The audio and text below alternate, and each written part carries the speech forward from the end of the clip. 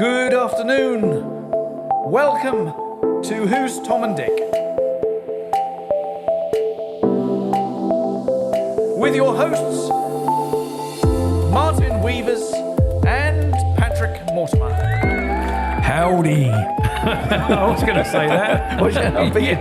We haven't said howdy for weeks. No. Oh, blimey. How you doing? I don't know where these weeks are going. I know. Martin. I know. seem to be on a podcast every week now. But isn't it good? I am actually. Isn't it good? I am actually on a podcast every week. I know. You've got some good news this week, haven't you? You're getting a brand new spanking car. I just can't believe it. I've never, ever had a brand new car. And can you tell us what make it is? Yeah, if I remember, because I'm used to some cars. I knew when I asked you were going to say that. I know where to put the petrol, and if someone shows me, I know where to put the oil. Right. And if they show me again, I know where the dipstick is, and it's not behind the wheel. Before you say that, it's a Kia. A Kia, yeah. So I'm going to go and test drive it tomorrow. And I'll give you more information when I get it. When I know. Nice, yeah, nice, very nice. But, what's your news this week? Anything? I haven't got any news this week apart from I've got my stress test with the hospital. Oh, okay. On the old heart. So what do they do to you for that? Put you on a monitor? Basically, they wire you up to an ECG, and then they get you to go on a treadmill, and you go at a steady pace. And then they speed it up, and you do about 9 minutes, and they're finally running at the end. Or if you can cope with that, then it is. And a pilot would have to pass that test, wouldn't they? They would, yeah. That's what they told me when I did it. But the reason they do that is to see if you get any pains in your chest, or the exercise brings on any pains. Yeah. It gives you some idea if your arteries are narrowing or there's any restrictions in your arteries. And restrict blood flow. And if there is, then further investigations need to be done. So we'll see how that goes. That's fingers crossed it goes well. Yeah, that's related to this bradycardia that I was found to have a few weeks ago. Yeah. So we're finally getting round to that. But I did have a discussion with the doctor, and he said, it might be down to your hiatus hernia, is it? Oh, yeah. I've got one of those as well. Top trumps. God, you're collecting quite a few now. He said that can cause certain amounts of chest pain and one thing and another. So he's going to rule out the heart first with the stress test, and then further investigations will be required if not necessary. WD-40 is quite good. I'm not going to try that just yet. Might be a last resort perhaps, but yeah, it allows acid to flow back, into your esophagus and causes pain and indigestion and heartburn and all that sort of thing. So we'll investigate that and look into that a bit later. And I've got another appointment this week in hospital. Have you? What's that for? At the West Suffolk, where we keep interviewing people. Yeah. I've got to go for this thing to reduce my steroids. Right. They've gone from, they were doubled that in hospital, but I was down to 4, now I'm down to 3. So hopefully, fingers crossed, he'll put me down to 2 because I just want to, they're making me put weight on these. I don't know how the hell you can say that. You ate 3 donuts the other day and thought, I hadn't better eat the last one. No, I ate 2 one day and 1 the next. Well, that's 3, isn't it? It is. Well, there you go then. You're always eating cakes when I see you. I know. So don't blame it on the steroids. Yeah, I know. But we'll see what happens on that one. Moving on. How many calories has a steroid got? Come on, have a look. I actually don't know, but they say... Well, no, this is just what I was told, that steroids make you put on weight. Right. Yeah. So that's just because you've been trying on your shirts and they don't fit. My jeans didn't today. So there you go. Right. Lenny, cut down on them cakes. So when's your appointment? Afternoon teas. He's having too many afternoon teas. And you're moving soon as well, aren't you? Yeah. First of all, when's your appointment? We might be in together. I haven't got it yet. Oh. Actually, I haven't got it. I just had the chat with the doctor and he's going to send that through. So I haven't got that actual appointment. I can say we could have a coffee if we're in there together. Could, yeah, and a cake. Yeah, and a cake. Oh, of course. Afternoon tea. You're moving as well. Yeah. And the thing about your move, and I don't know whether this is apparent, but it's almost next to a cake shop.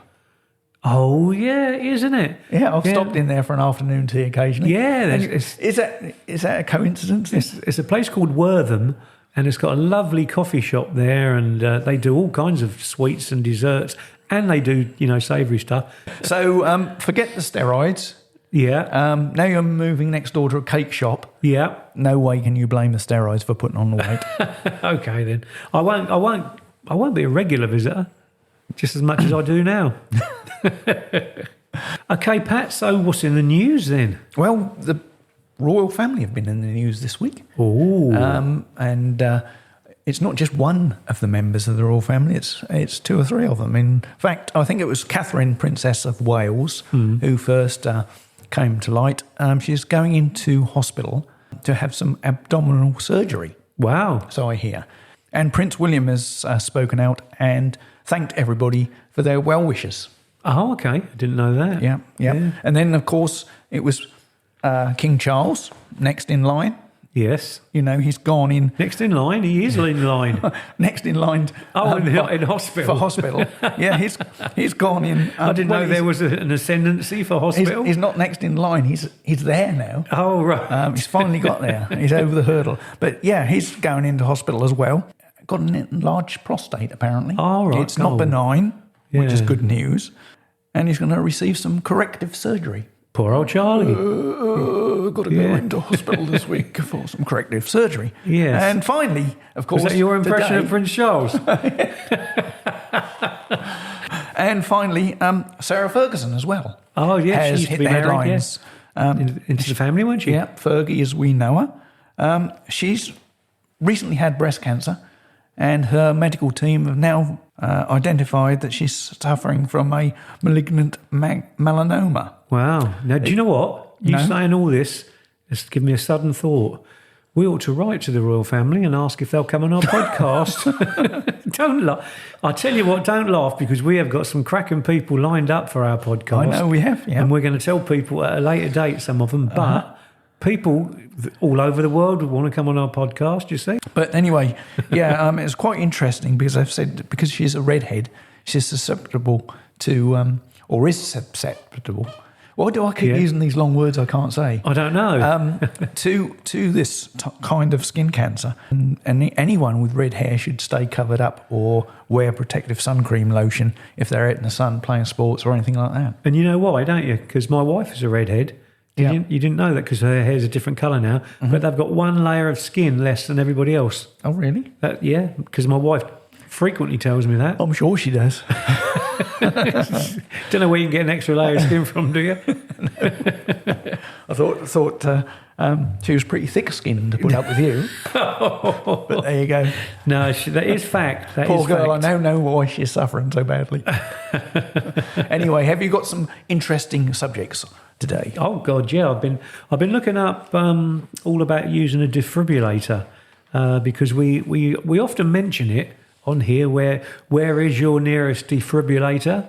But and we've even had photographs of me on holiday finding my defibrillators where I am, and one local to me. But these machines, they're very much semi-automatic, and a voice will prompt you to push a button which delivers an electric shock to people. People with no training can use the machine. However, training is always best. And there's lots of different makes of defibrillator, and they come in all shapes and sizes. And the mostly I've seen are in England are yellow, and they have a bit of green on them as well, with a sign of a heart on them. And they give the electric. They've got a picture of electric lightning bolt shock on it as well. And we always say, make yourself familiar where they are. We can't say that enough, can we? No. And you mainly find them in train stations, airports, supermarkets, shopping centres, gyms, village halls. That's where I found a few.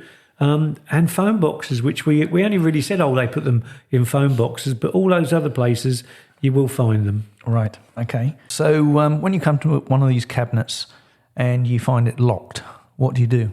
Well, if the defib cabinet is locked, call 999 in England, and in America, of course, it's 911, and give the emergency operator the number of the defib machine, which is written on the cabinet, and then you take the defib machine to the patient. Oh, excellent. Okay.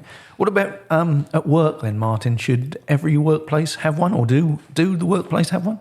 There's no legal requirement to have a machine where you work, in actual fact. A good risk assessment will highlight the need for one. So that's quite obvious, really. And it's advisable if you're in your workplace, if it's in a remote place, to have one. And also you have if you have an aging workforce as well, or you have people with a history of cardiac problems. And the other reason, if your workplace is visited by a lot of people from the public, so take a supermarket, for instance, they would have lots of people, so it would be recommended to have one in a supermarket. Should somebody be trained? Well, you don't have to be trained to use a defib machine. As I previously mentioned, that the machine will give you all the simple voice instructions and the visual prompts, and anyone can use a defibrillator. So don't wait for emergency services to arrive. And you can look at good videos online with the St John's ambulance. I got on there and I had a look at that. So Yeah. Are they hard to use then? no, they look quite simple. They tell you when to stand back when they're going to give the shock. They tell you exactly where to put the stickers, and a picture of the body is actually on the sticker as well, where you put it, or certainly one that St John's use over here. And St John's is one of our main ambulance people if you tuning in from another country. Yeah. So they show you where to put the pads and everything like that. Yeah.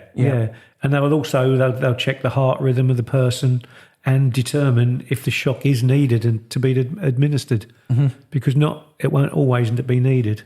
And if the machine is an automatic one, the shock is automatic.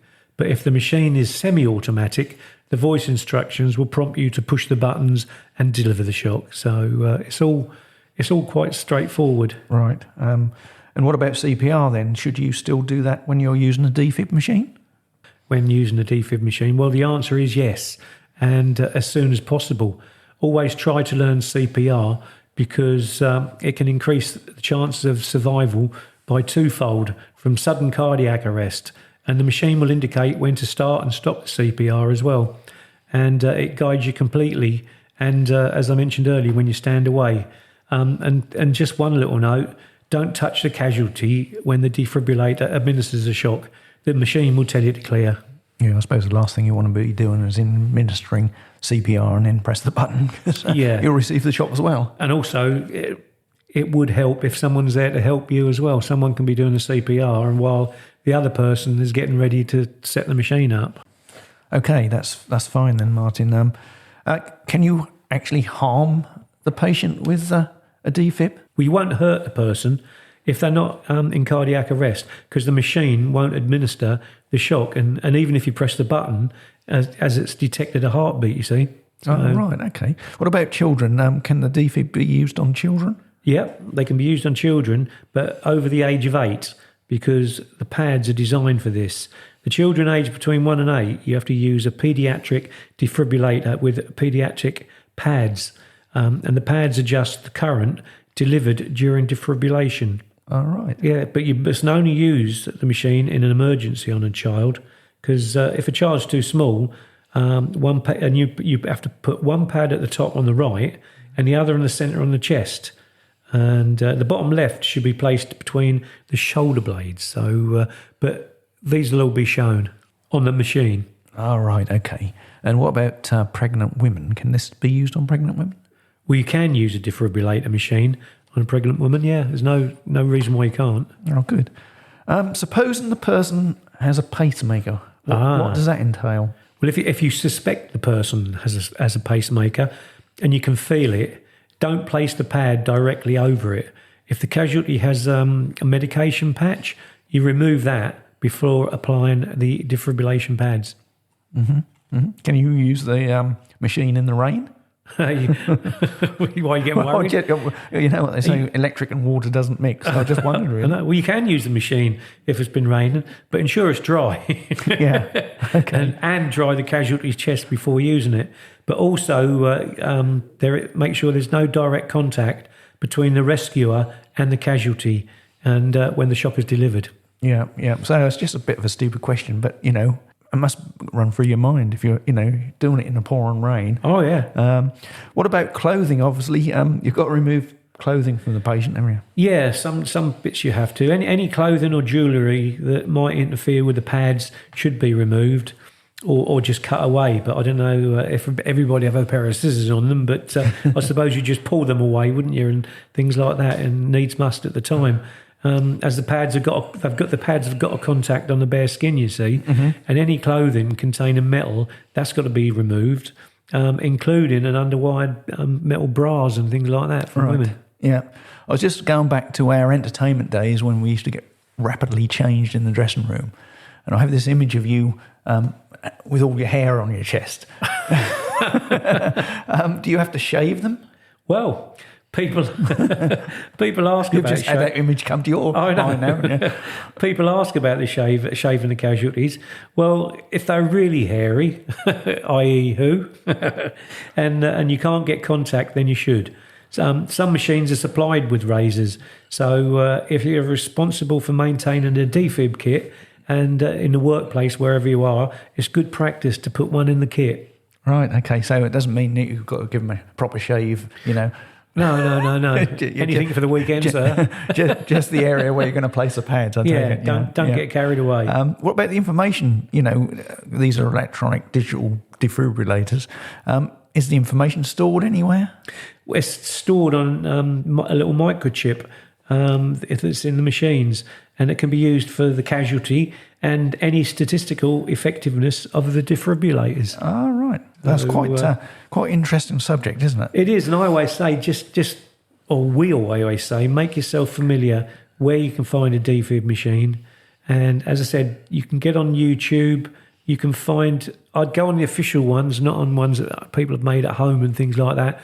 Go on YouTube for, recognised ambulance people like we do and things like that. And they are first class the way they deliver the everything they do. The good thing about the World Wide Web is exactly that. And the British Heart Foundation have some great videos on their site. So anything that they show or promote, is well worth looking. Yeah. So defibs are becoming more mainstream now, and you're seeing more and more of them about. In fact, in my local town, I've just been made treasurer of the Sudbury Defib team, and we're trying to locate or position one defib within 2 minutes of every house in the neighbourhood. What's the population? I don't know. You've caught me out there, Martin. But that's walking distance, not driving. So we always task people to find out where their nearest defib is, and I think that's a good thing to do, to find that out. Yeah. You never know when you might need it. Let us know if there's anyone else doing things like that with their defibs as well, because it's just interesting to know. Yeah, I think it's very proactive in the UK, but I think it's quite slow in the USA from what I've heard. Because we have contacts in the USA. Oh, we do. But it is an important subject and a very useful bit of kit. Yeah, I think I'd like to go on a course one of these days just to learn how, because you see them everywhere. Just to learn how to use them, really. I can preach about listening to a video or watching a video, but doing it, hands on. Although that's still not as good as hands on a victim or a person, is it? No, because that's when you can't go into giving yourself panic mode and things like that. No, that's right. Well, there are videos on the web, particularly the British Heart Foundation do some videos on it. It's quite simple to use. And when you open up the pack, the instructions are there. Well, we've just gone through it. So and it's made for it's made for a novice to use. So yes, don't you put ever that be nicely. Yeah, I was going to say an idiot, but it's made for a novice to use. So don't be afraid to use it if you have to. I think a lot of first aid and all that, thinking about it is, being afraid at first, but, And everybody obviously will behave in a different way when there's an emergency present themselves in front of them. Yeah. Good. What else have we got, Pat, today? You'll be happy to know that we've topped 700 plus 5-star reviews on Apple Podcasts, and I believe you're poised there. You're going to read a couple for us. I am. I've got one here from Steve Ford, who says, this is his words, not mine. Bloody marvellous.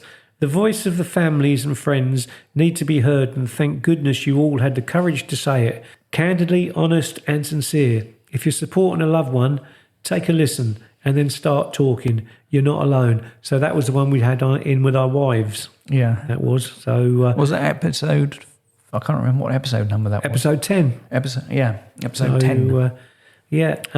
Great show. This is from Trev. Great podcast, great topics, and interesting subjects. Keep up the good work. That's nice. Yeah, thanks, Trev, for that one. Yeah. And from a guy called Martin, not me. I don't write in. I don't even know how to use all these Apple things. So, but excellent podcast. Look forward to each Friday for the new episodes. And then Terry Blakely says, these are great fun and even informative. I like to put and even. Only joking, Terry. Great podcast to listen to while recovering. Thanks, boys. Yeah. And then we've got one more here from a lady called Lorraine Samuels. Well done to you both. I think you're very brave to share your stories, and you certainly opened my eyes to think about things happening inside my body. First podcast I've ever listened to, and will definitely be listening to your next one. And she's left us a kiss. Brilliant. Excellent. And then one more, Hev Mac. Absolutely fantastic podcast. This definitely will help those people who need it. Brilliant. Well, it's great to receive 1 5-star review, let alone 700, and still going up. And, my fingers aching like hell pressing that button. So, anyway, we've got an opportunity here for Martin's Joke of the Week. Whoa, I've been poised for this. Now, I hope this one is going to be a great one. It's going to be as good as the last one. And I've got to tell you, my sister actually rung me up and said she liked the joke. Did she? Yeah. Your sister? Yeah. Jackie Halls. Is that your fan? Yeah. Okay, so... Hang on, I've got to start you off again now, haven't I? A teacher says to her class, if I give you 2 cats plus another 2 cats and another 2 cats, how many would you have? And little Johnny puts his hand up and says, 7. The teacher says, no, listen carefully. If I give you 2 cats and another 2 cats and another 2 cats, how many would you have? And he sat there thinking about it and he said, 7. The teacher says, let me put it to you differently. If I give you 2 apples and then 2 more apples and then another 2 apples, how many would you have? And Johnny thinks a little while and says, 6. And the teacher says, well done. And she carries on to say, so if I give you 2 cats and another 2 cats plus 2 more cats, how many have you got? Johnny says, 7. The teacher says, where in the heck do you get 7 from? Johnny says, because I've already got a cat.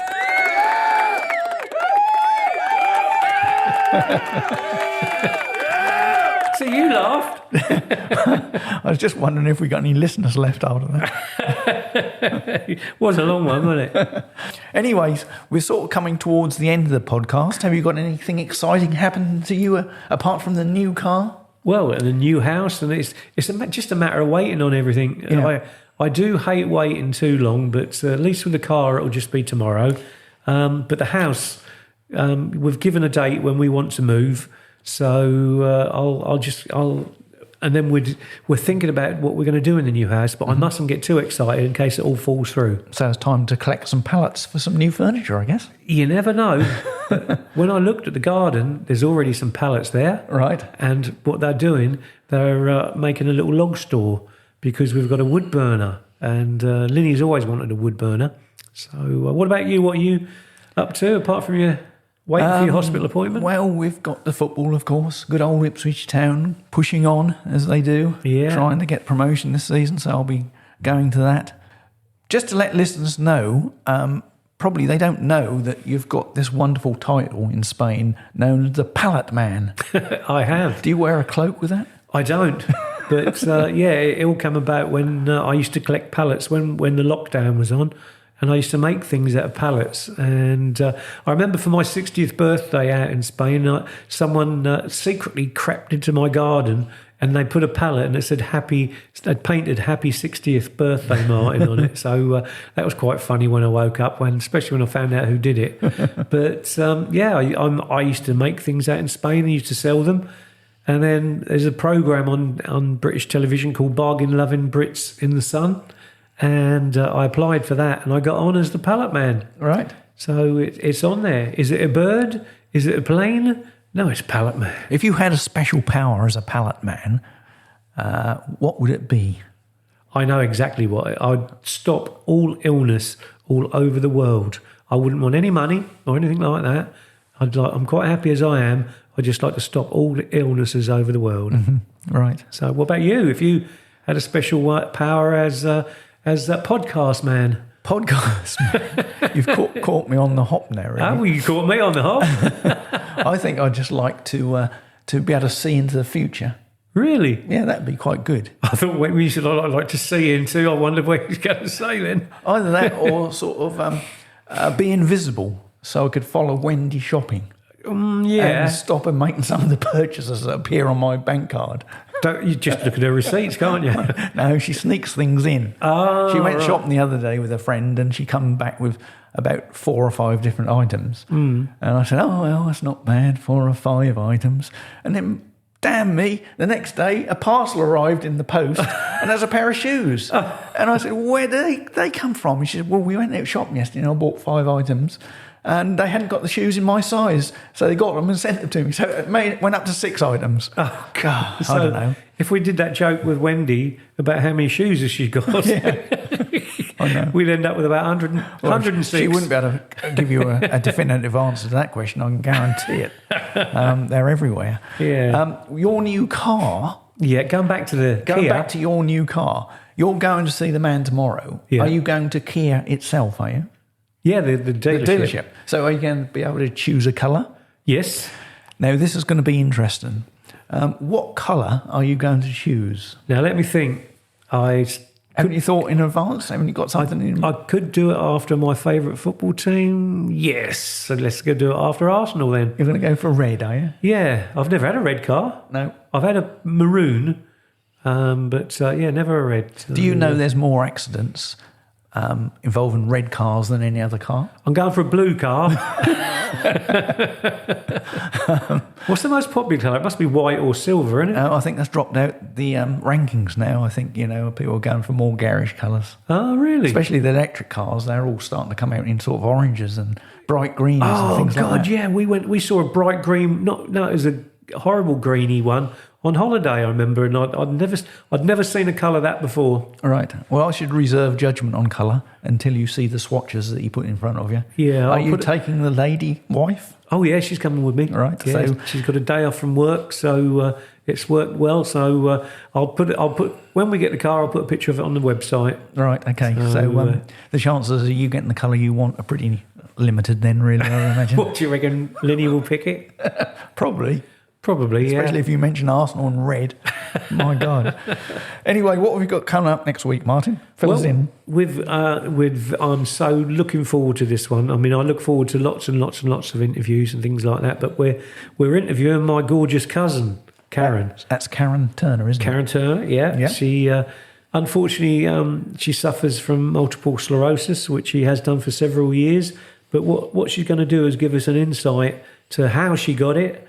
What it's like living with it, and we've got lots of questions that we're going to fire at her, and let's see if we can't shed a light on this horrible illness. We've got our first celebrity lined up. We have. Are we going to mention it then? Well, we're not going to mention who it is. He's been in the jungle. Yeah, and also he was on. You might get this in America. The Masked Singer. Yes, he was on The that. Masked Singer, and he was also recently on The Weakest Link. He was on there recently. Was he? Yeah. Yeah. I think we've given it away that as a he. Yes, 50-50 chance. So all signed up, ready to go. So we'll let you know exactly who that is soon. And also we've got somebody coming on who is a doctor. Yes. And he, I won't tell you what football club he's a doctor at, but he's a doctor at a Premiership football team. Mm-hmm. So that will be a fantastic interview with the doctor. So we'll tell you the week before when we're going to have them, and then you can get some questions in. Keep an eye on the website because you never know what might appear there as well, and our Facebook page, of course, and not forgetting good old Instagram. And I can hear that music again. Yeah, we've come to the end of the podcast for today, Martin. Been a great day. Yes. Nice sun is out as we're going to light the nights. Yeah, I can't wait till they get light. Anyway, you have a good day choosing your car. I will We'll do. look forward to finding out what colour it is. And I hope your football team keeps winning. Thank you very much. Make sure there's an engine in the front. Oh, right. And don't forget to ask the salesman where the dipstick is. Don't ask him where it goes, for goodness Answers sake. on a postcard. I think you'll find in a modern car it's not got a dipstick now. Well, he said I could have 3 drivers. I said, wouldn't they all get in the way of each other? Yeah, I'm sure they would. Have a good week, everybody. I'm spoiling an hour 2 jokes. We'll see you next week. Take Bye, care. everyone. Bye. Bye. Thanks for listening.